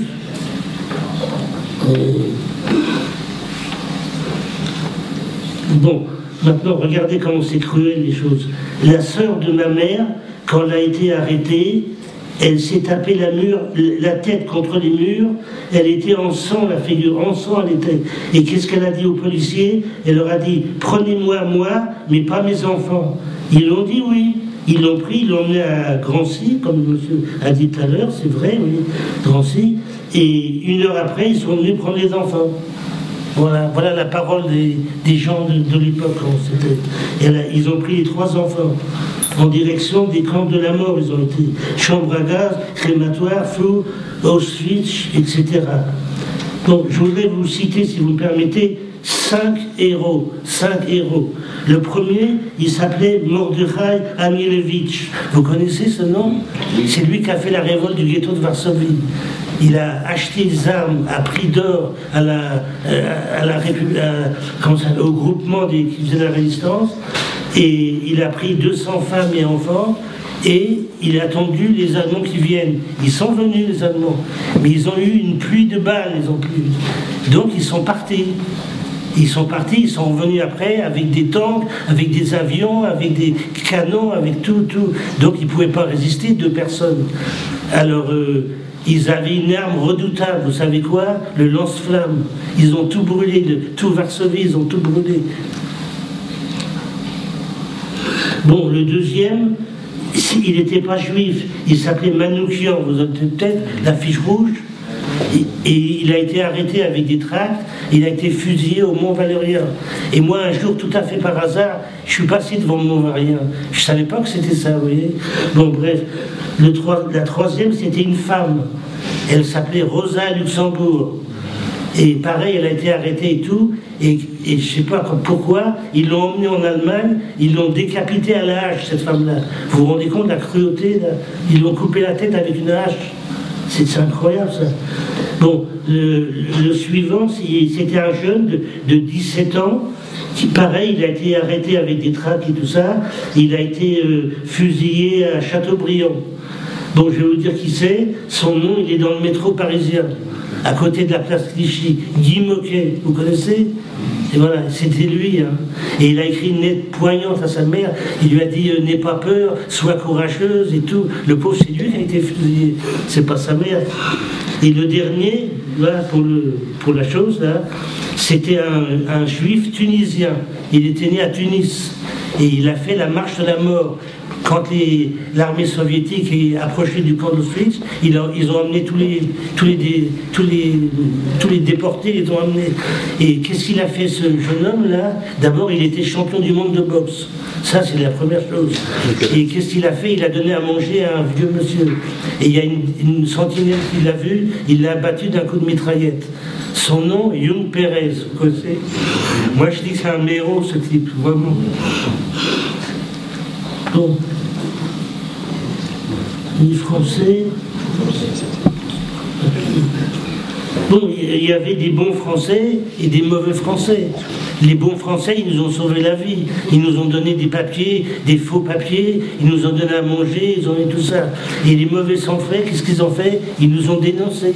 On a été dénoncés plusieurs fois. Hein, et vous savez, quand un Français dénonçait une famille juive, on lui donnait 1 litre de vin, 1 kilo de beurre. Vous savez ça? Voilà, c'est vrai, hein, ce que je vous dis. Là. Bon, attendez, j'en ai pas encore pour longtemps. Hein. Oui, il y a quelque chose que je comprends pas, là. Peut-être qu'un religieux, il pourra me répondre, peut-être. Le Talmud, vous connaissez le Talmud? Le Talmud, c'est marqué « Celui qui sauve une vie, sauve toute l'humanité ». Je ne comprends pas ça. 6 millions de juifs qui ont péri, vous voyez, je ne comprends pas. Bon, 1943, on est... Où est-ce que c'est? Non, c'est pas là. Attendez.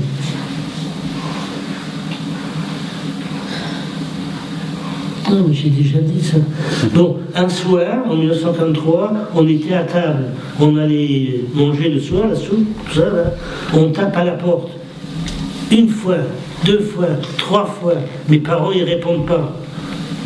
Et il y a une voix qui dit comme ça, je sais que vous êtes là, admettons que je reviens dans 8 jours, 10 jours. Et parce que mes parents ne savaient pas si c'est la police française ou la police allemande, parce qu'ils rayonnaient tous ces gens-là. Donc mes parents, ils sont avec ma soeur, quoi. On est tous sortis dans la rue.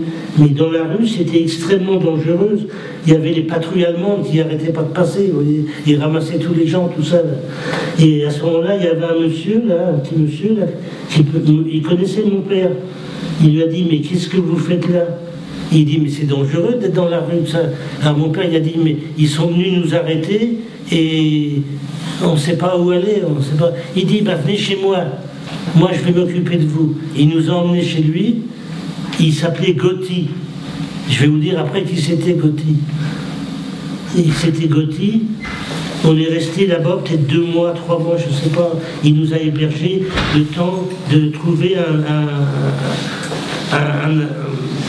un logement, quoi, vous voyez, le temps qu'on trouve un logement.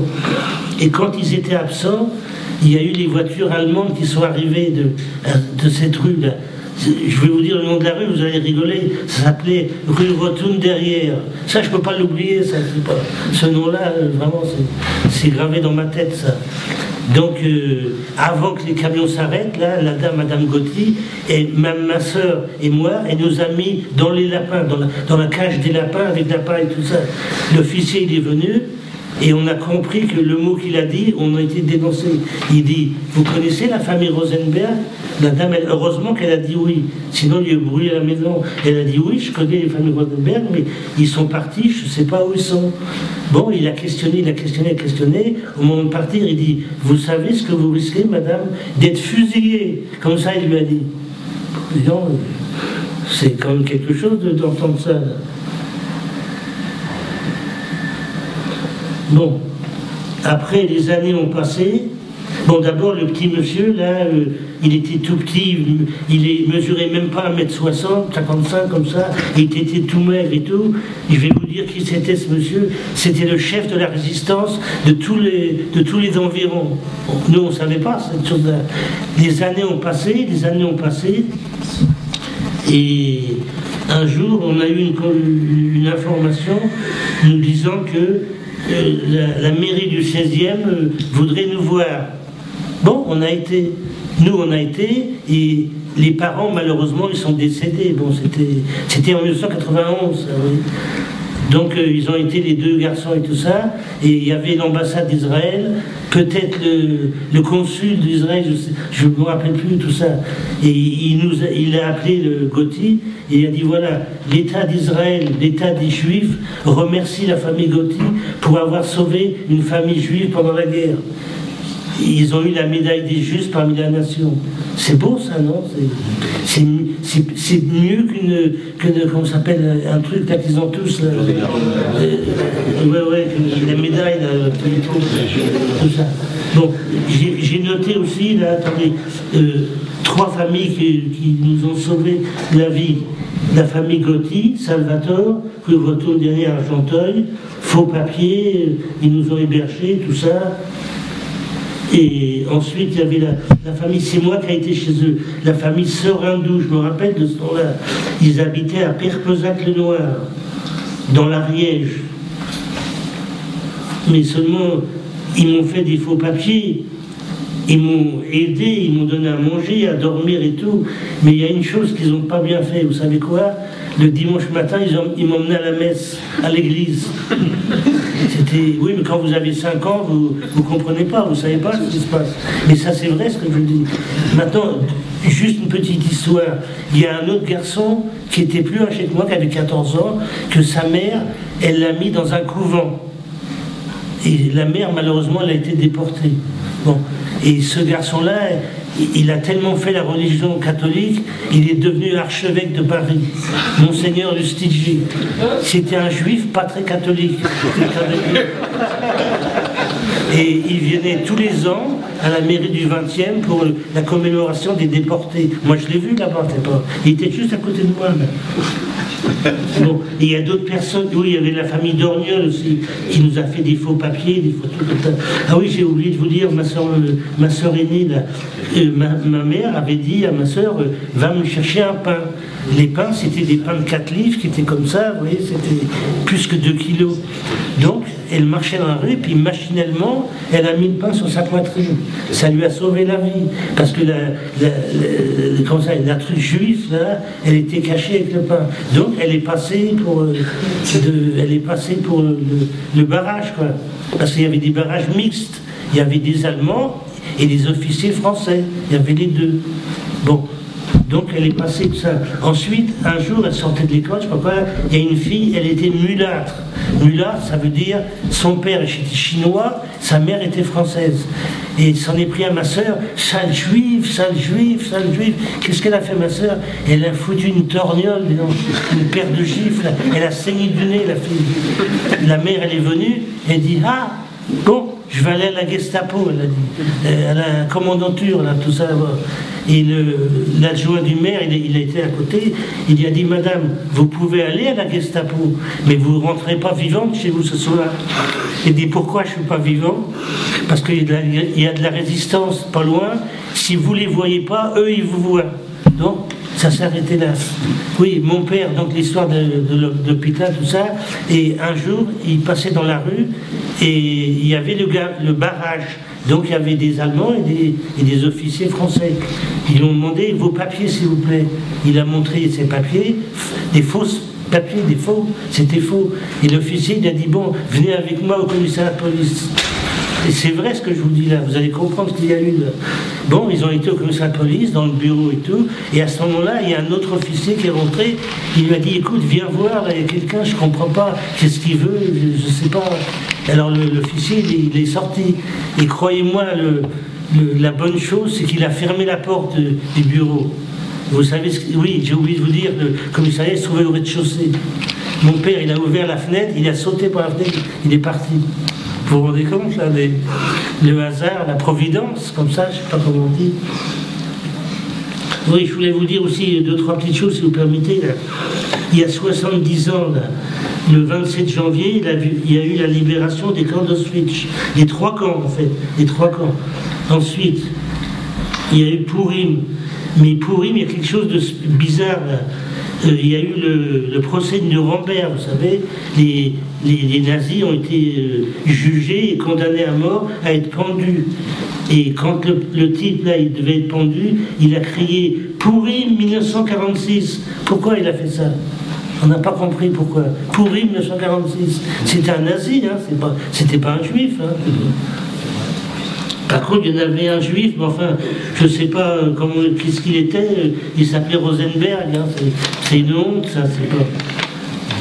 Donc, ensuite, il y avait le 19 avril, soulèvement du ghetto de Varsovie. Ensuite, il y avait le 21 juillet, la commémoration de la rafle du Veldiv. Après, il y a eu, bon, le Yom HaShoah, comme je vous ai dit, 3 Shoah. Voulez-vous que je vous dise les 3 Shoah? Qu'est-ce que c'est, les 3 camps d'Auschwitz? Voilà, en 1938, il y a eu la première Shoah, la nuit de cristal, peut-être vous savez, vous avez entendu parler, le massacre de la population juive, l'auto-da-fé, vous connaissez l'auto-da-fé? Oui. Bon. Et ils ont tout brûlé, tous les synagogues, tout, peut-être même les Sefer Torah, peut-être, je ne sais pas. Et il y a eu quelques personnes qui ont pu sortir d'Allemagne. Ils les ont laissés partir, mais il fallait qu'ils donnent tout leur argent, toutes leurs affaires, tout ce qu'ils possédaient, tout. Bon, les gens ils sont sortis, ils avaient 1000 km à faire à pied pour aller où? En France, en Belgique, en Hollande. Mais là-bas, le destin les a rattrapés. Ils ont tous été déportés. Ils ne sont jamais revenus. Tous dans les camps de la mort. Bon, ça, c'était les 3 Shoah. Ah oui, j'ai oublié le 3e. La 2e Shoah, c'est la Shoah par balle. La solution finale.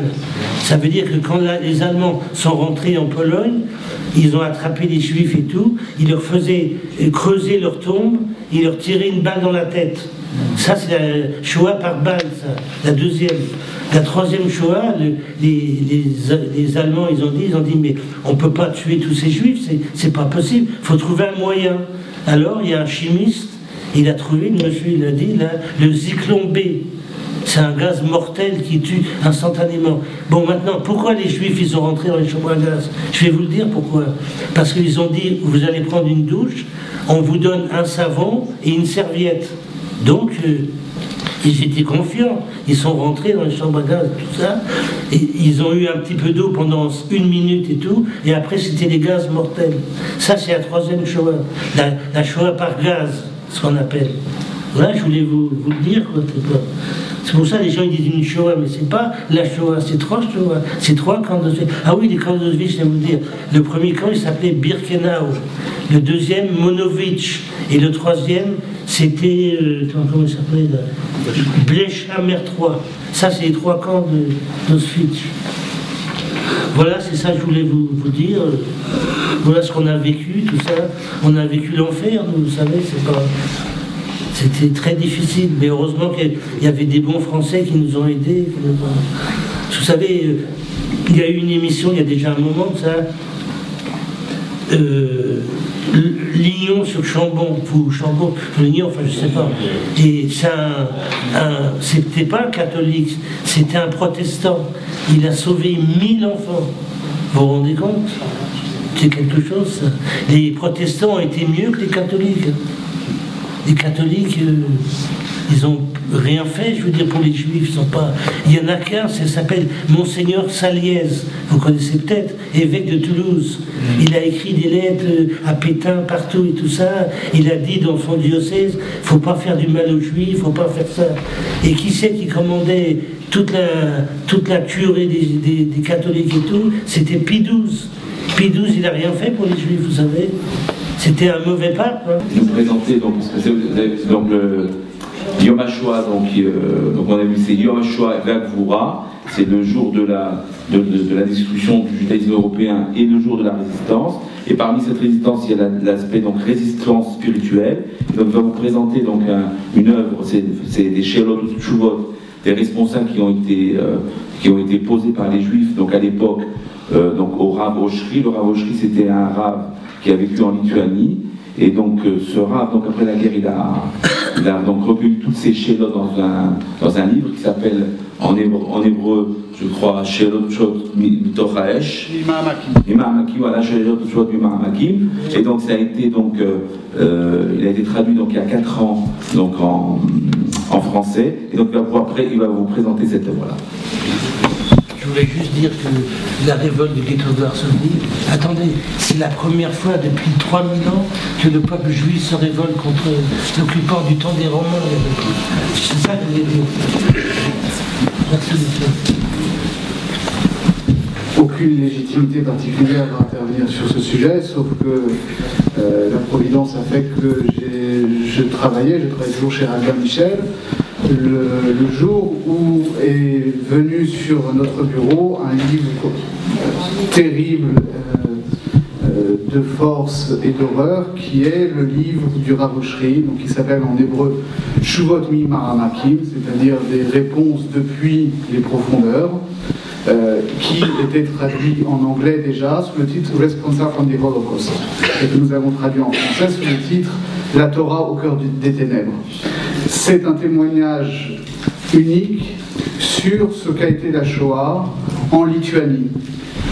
Et comme M. Rosenberg l'a dit, il n'y a pas eu une Shoah, mais il y a eu plusieurs Shoah. Elles ont été différentes, et l'expérience des Juifs allemands n'a pas été l'expérience des Juifs français, et l'expérience des Juifs polonais n'a pas été celle des Juifs lituaniens, qui n'a pas été celle des Juifs hongrois. Ce qui s'est passé en Lituanie, c'est que la Lituanie est un État nouvellement indépendant depuis la fin de la Première Guerre mondiale des Russes, qui n'était donc pas une république soviétique à l'époque, mais qui était donc menacée par l'expansion soviétique. Et les Allemands sont arrivés en Lituanie, donc après la rupture du pacte germano-soviétique, parce qu'il ne faut pas oublier que pendant les 2 premières années de la guerre, les soviétiques et les Allemands étaient alliés, et donc étaient complices dans ce qui s'est passé. Et une fois que ce pacte a été rompu, les Allemands ont déferlé sur les pays d'influence soviétique, y compris donc la Lituanie, et les Lituaniens ont accueilli les nazis en libérateurs, et se sont fait les complices actifs et zélés des Einsatzgruppen, des escadrons de la mort nazis. Les Ukrainiens aussi, il me semble. Les Ukrainiens aussi, pour les mêmes raisons. Et ça, ceux qui ont survécu à ça disent que la cruauté des milices lituaniennes effrayait même les nazis eux-mêmes. C'est vous dire l'horreur que c'était. Donc, pour situer un petit peu ce livre-là, le Rav Oshri était jeune rabbin, à Kovno. Kovno, c'est une ville en Lituanie qui est plus connue dans le monde de la Torah par la petite banlieue qu'il y a à côté, qui s'appelle Slabodka. Slabodka était, avant la Shoah, une des plus grandes yeshivot et des plus prestigieuses yeshivot mondiales, les plus grands génies de la Torah. était à Kovno ou à Sabotka, c'est-à-dire Rav Abraham de Kana Shapir Dvaravon, Rav Elchanan Wasserman, Rabbi Yitzhak Elchanan Spector, etc., etc. C'était véritablement une des très grandes villes de la Torah. Et la grande différence entre la Shoah qu'ont vécu les Juifs d'Europe occidentale et la Shoah des Juifs d'Europe orientale, c'est que les Juifs d'Europe occidentale, de France, d'Allemagne, etc., ont été déportés. L'expérience de la Shoah des Juifs d'Occident, c'est la déportation et les camps de la mort. Donc le déracinement. L'expérience de la Shoah des Juifs d'Europe orientale, c'est que ça se passait sur place. Les camps de la mort, il y avait des camps de concentration en Allemagne, il n'y avait pas de camps de la mort en Allemagne. Les camps de la mort étaient en Pologne et en Lituanie. Et non seulement il y avait les camps de la mort avec les chambres à gaz, mais avant et surtout c'était...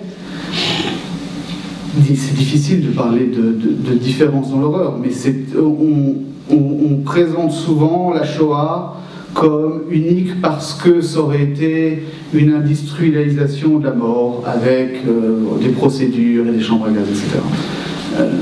La Shoah telle qu'elle a été vécue en Pologne, en Ukraine, en Lituanie, c'était aussi une Shoah de la barbarie la plus crasse et la plus aussi vieille que l'humanité. C'est-à-dire que les Allemands et les Lituaniens ont massacré avec des armes à feu, avec des machettes. Il n'y a rien à envier au Rwanda. Vous lisez les descriptions qu'il y a de quand les milices lituaniennes rentrent dans le quartier juif de Kovno, on découpe les gens en morceaux, on leur coupe la tête, on scie la tête des rabbins sur leur traité de Talmud ouvert. Et après, immédiatement, on convertit des anciens forts militaires soviétiques, l'équivalent de la ligne Maginot soviétique, on convertit ces forts-là, les 7e et 9e forts, en lieu d'extermination. Et l'extermination a lieu donc par des massacres sauvages, par des actionen, c'est-à-dire des coups comme ça où on décide de prendre 1000 personnes pour les tuer, y compris parfois des Kinderaktionen, c'est-à-dire des moments où on décide de rafler 1200 enfants et nouveau-nés pour les massacrer sur place. Travail d'esclaves, où les gens sont réquisitionnés avant l'aube pour travailler sans manger jusqu'à la nuit tombée, soit pour des actions militaires, pour travailler sur un terrain d'aviation par exemple, soit uniquement pour les épuiser et les faire mourir d'épuisement.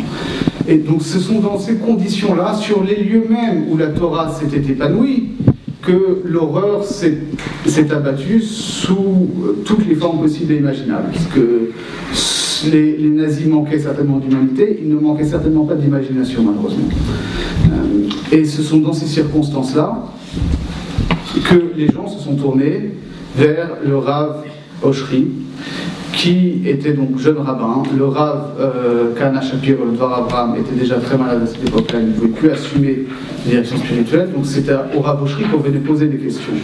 Parce que dans cet havre de la Torah, résister aux nazis, qui voulaient réduire les juifs à l'état de sous-hommes, ça passait essentiellement par le fait de continuer à étudier et à pratiquer la Torah. C'est-à-dire que la notion clé du judaïsme religieux et du judaïsme lituanien en particulier, c'est de dire que qu'est-ce qui fait la différence entre un juif et un non-juif? Rien, si ce n'est sa dévotion à la Torah. Et parce qu'on ne peut pas dire que les Allemands n'avaient pas de religion. Les Allemands étaient un peuple religieux, croyant, qui a étudié ce qu'on appelait une religion d'amour et de compassion. Tout cela est tombé le jour où on a réussi à les convaincre que la religion c'était autre chose et qu'il fallait croire en une utopie raciale et qu'il y avait un nouveau christianisme qui se construisait sur des bases raciales.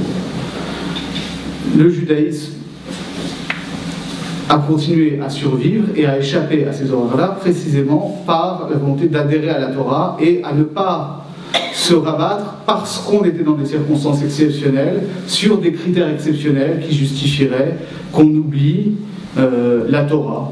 soi-disant pour des raisons morales, parce qu'il y avait le sentiment, inconscient, sans doute consciemment, il n'était même pas question de faire autre chose que de continuer à observer la Torah. Et inconsciemment, on sentait aussi que si on abandonnait aujourd'hui la Torah, demain on abandonnait toute l'humanité et on devenait des animaux et les nazis avaient gagné. Et donc, le Rav Oshry, on venait lui poser des questions terribles. Il y en a ici une centaine qui, je lis juste comme ça les intitulés, une personne qui, voyons voir,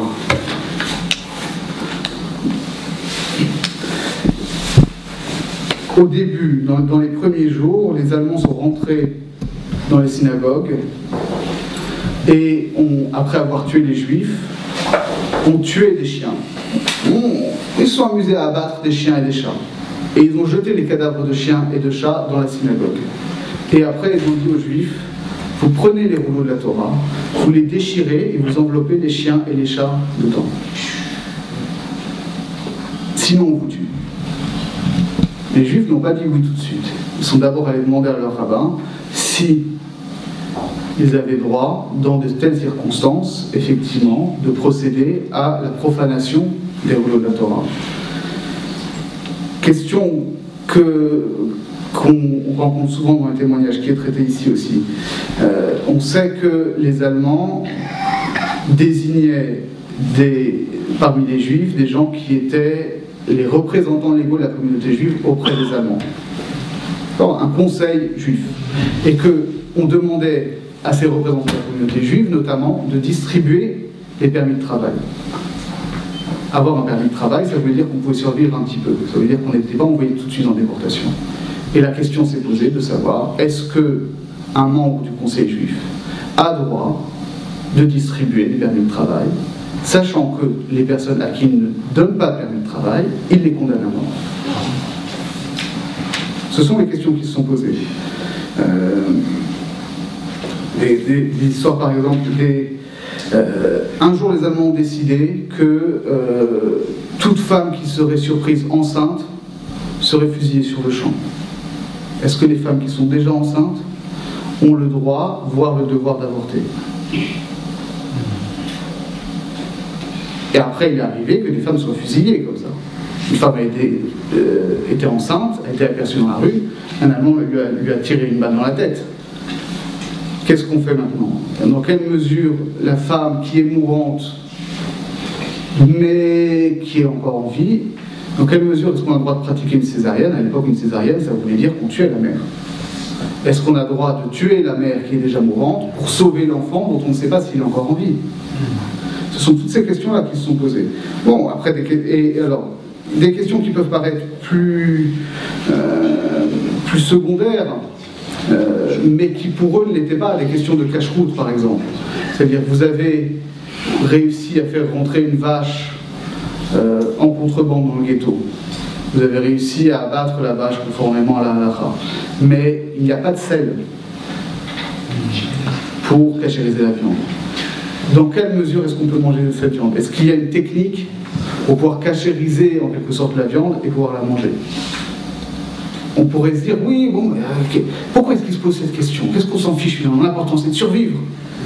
On n'a qu'à manger cette viande. Maintenant justement, la force des Juifs de Kovno et de Slobodka, ça a été de dire, nous ne voulons pas survivre parce que notre corps doit survivre. Nous devons survivre parce que nous sommes ici pour étudier la Torah. Et étudier et respecter la Torah, c'est ça qui fait que nous sommes juifs, et c'est pour ça qu'on veut nous tuer.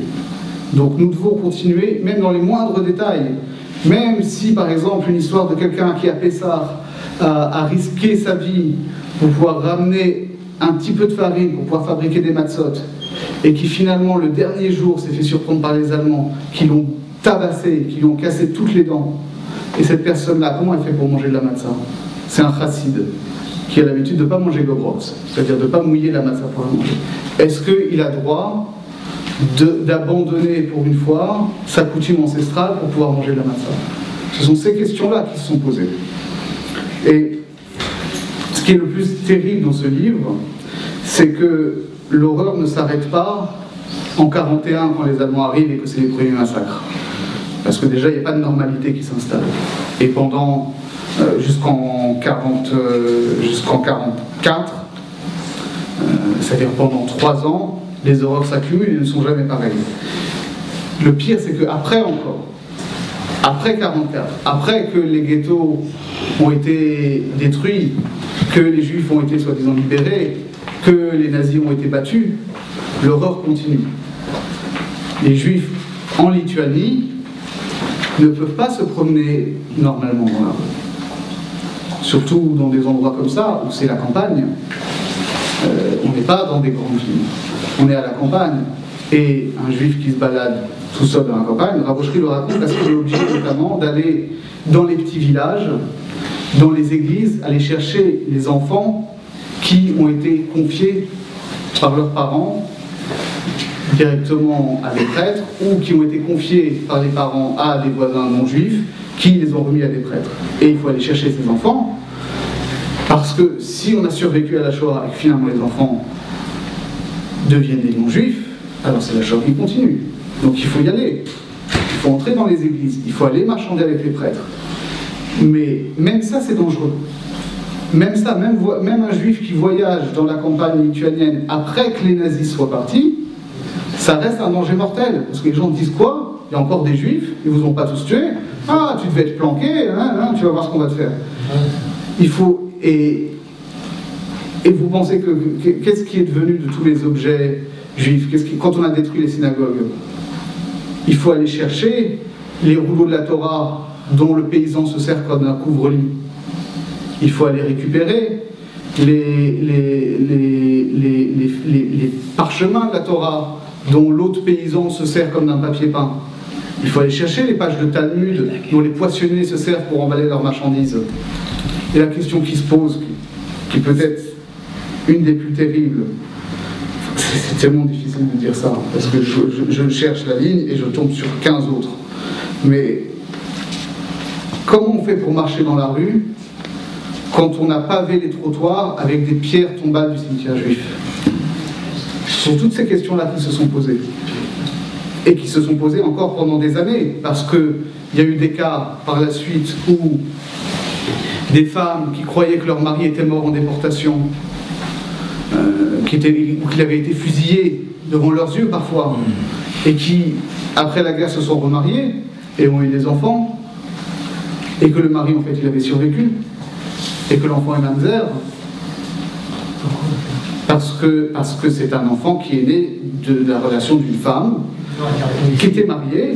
C'est marié, mais elle s'est mariée alors qu'elle était déjà mariée. Elle croyait que son mari était mort, mais son mari n'était pas mort. Son mari n'était pas mort. Et donc qu'est-ce qu'on fait? Il y en a qui sont rabbins de ces mamzerim. Comment on gère ces situations-là? On va pas dire, bon, déjà c'est des situations terribles, des situations de mamzerout. Alors en plus dans ces circonstances-là, on imagine bien le traumatisme que c'est pendant des décennies après. Et c'est ce qui a donné ce livre-là. Alors, pour décrire comment ce livre a été écrit, le Rav Oshry, quand on lui posait les questions, évidemment, il n'avait pas une grande bibliothèque à sa disposition. Parce que notamment, il faut savoir que les Allemands confisquaient les livres juifs ils avaient dans le projet, une fois que la Shoah serait terminée, de construire un musée de la culture juive disparue. Et donc ils confisquaient les livres de Talmud, etc. Une des questions qui se pose d'ailleurs, c'est savoir, quand un Allemand, sous la menace d'une arme, vous oblige à lui apprendre le Talmud, est-ce que vous avez le droit de lui apprendre le Talmud? Et donc ce qui s'est passé, c'est que lui n'avait pas donc beaucoup de livres à sa disposition. Donc il répondait à partir de son savoir qui était immense et à partir de ce qui fait la qualité d'un vrai Moréora et d'un vrai Posek, c'est-à-dire sa sensibilité aux situations particulières. Et donc c'était des questions qui étaient complexes et des réponses qui étaient relativement courtes. Ces choses-là, il les a mises par écrit, il les a enterrées dans des fûts, dans des boîtes de conserve, dans le sol du ghetto. Et après la libération du ghetto, il est allé les déterrer. Et il a fait 2 livres avec, en fait. Il a fait la version hébraïque, qui est en 4 volumes, où il a repris toutes les questions et où il a développé tout l'argumentaire talmudique pour voir s'il avait eu raison de répondre comme il a répondu ou pas. Et par ailleurs, il a fait une version anglaise, qui est une version beaucoup plus courte, où il y a juste les questions et les réponses de façon très succincte. C'est cette version-là, la version anglaise, que nous avons traduite en français, d'une part parce qu'il n'était pas envisageable ce qui s'est passé. Donc c'est un livre que vous pouvez encore trouver très facilement aujourd'hui en librairie, qui est toujours disponible, et qui est donc un témoignage terrible, mais ô combien édifiant, de ce qu'a été la Shoah en Lituanie, et de comment le judaïsme de la Torah a su non seulement survivre, mais s'élever à une dignité surhumaine et absolue, justement à travers cette adhésion continue à la Torah, et je ne suis ici que l'humble porte-parole de ces juifs lituaniens. Merci.